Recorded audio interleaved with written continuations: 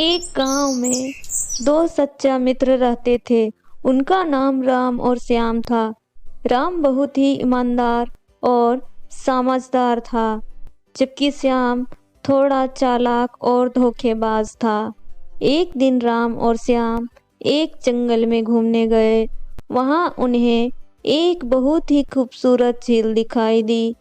श्याम ने राम से कहा, देखो राम, हम इस झील में स्विमिंग करते हैं। यह बहुत मज़ेदार होगा।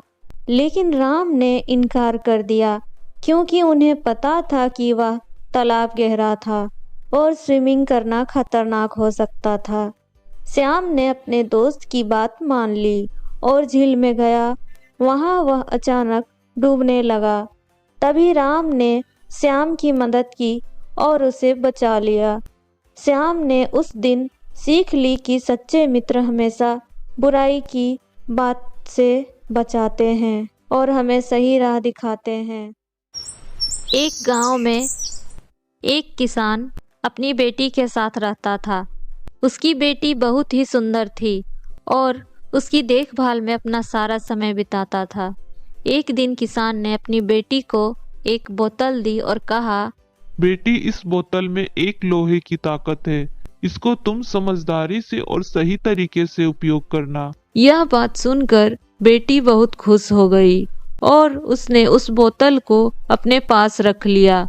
वह हर बार जब भी कोई समस्या में आती तो उस बोतल को अपनी ओर धकेल देती और तभी समस्या का हल हो जाती।